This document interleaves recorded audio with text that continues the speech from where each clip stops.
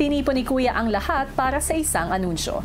Housemates, magaganap na ang inyong duo formation. Maliban kina Shuvi at Cyril, isa-isa ko kayong tatawagin sa task room upang harapin ang isang hamon. Ang next choice ko po talaga as partner would be si Dustin po. Feel ko po talaga maganda po yung combination namin. Si Bianca po, Kuya. I feel like if maging duo po kami, lalakas po yung bond namin. Ang gusto ko po maging duo, si River. I know he's gonna be there for me.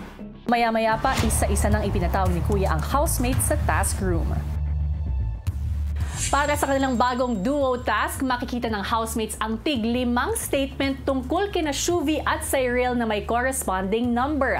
Ang goal ng mga housemates ay matukoy ang completely true statement sa mga ito at mailagay ang bola na may kaparehong number ng statement sa tamang basket ng tinutukoy nitong housemate. Gagamit lamang sila ng 2 kutsarang ilulusot sa puting harang para matransfer ang bola sa basket. Ang haba ng oras ng paggawa nila ng task ang magiging basihan ng kanilang ranking na magiging basihan naman kung sino ang unang mamimili ng bago niyang kaduo. Kaya housemates, sana nakikinig kayo sa press con kanina. Good luck! Ready, get set, go! Magiging importante pala yung mga sagot po nila. Parang napaisip ako kung gaano ako kabuti nakinig kanina. Number 2, Shuvi, mali. Mali yung sagot ko nung sinut ko na po yung unang bola. So after that, mali pa rin. Number 1, Shuvi, mali. And then nag-ano na ako through elimination yung kay Shuvi kasi medyo nalito po ako. Bruh! So nasayang ko po ang oras ko doon. Number 3, Shuvi, tama. Nung kay Sai naman po, agad ko na agad pinili yung sa tingin kong pinaka-tama na answer.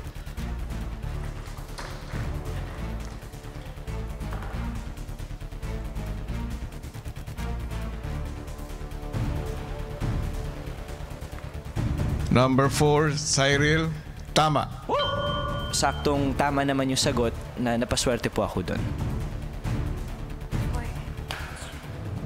Really thankful na nakinig po ako ng mabuti doon po sa press con because from there, I was able to remember kahit paano even under pressure what they have said. Muscle memory na lang po yung bawat pag-shoot ng bola.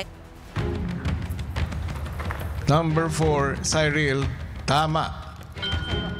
Kung confident si Bianca sa pagpili ng statement, si Emilio mukhang nakakuha naman ng tamang diskarte sa paglipat ng bola. Kunin muna sa baba, tapos parang magsiskip muna ako ng hole per spoon, tapos 1 by 1 lang, step by step.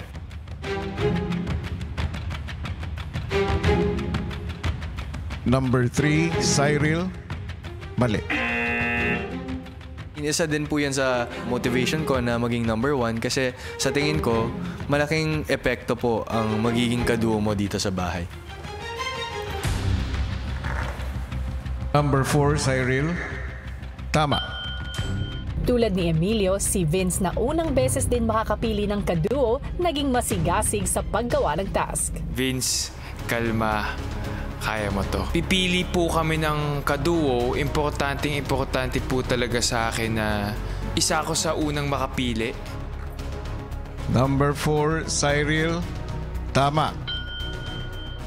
Para po sa akin, Kuya, importante rin po makakuha ng mabilis na oras kasi syempre, you get the freedom to choose whoever you want. Number 3, kay Shuvi, tama. Diskarte ko po is to go alternate, higher and higher with the balls and scoop and balance each ball per level. Number 4 para kay Cyril, tama. Kung may nakadiskarte agad, si Esnier naman. Sobrang nahirapan nga po talaga ako, Kuya. Habang ginagawa na po talaga siya, Kuya. Katulad ni Esnier, si Mika, hirap pa din sa paglipat ng mga bola. Mahirap na uhulog kasi siya lagi. Pero ang nasa isip ko, mas gusto ko na lang pong piliin ako kaysa pumili ako. At the same time, nilaro ko po yung game.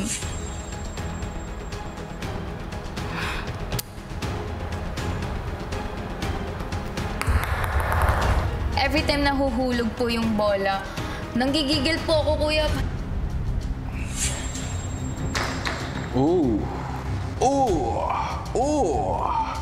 Mas mabagal para mas sure siya, kuya. Mas steady na lang. 4. Number 4 na bola kay Cyril. Tama.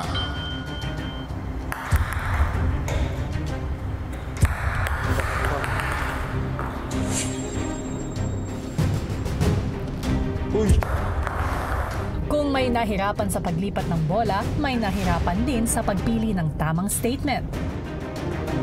Number 1 na bola para kay Shuvi. Mali. Number 2 na bola kay Shuvi. Mali. Number 5 na bola kay Shuvi. Mali. Kaya naman si Clarice, naging diskarte ang isipin muna ang pagpili ng tamang statement. Binasa ko po muna yung mga nakalagay na statements sa board. Nirecall ko po yung kaninang nangyari pong media ko namin press con kung ano po dun yung parang totoo.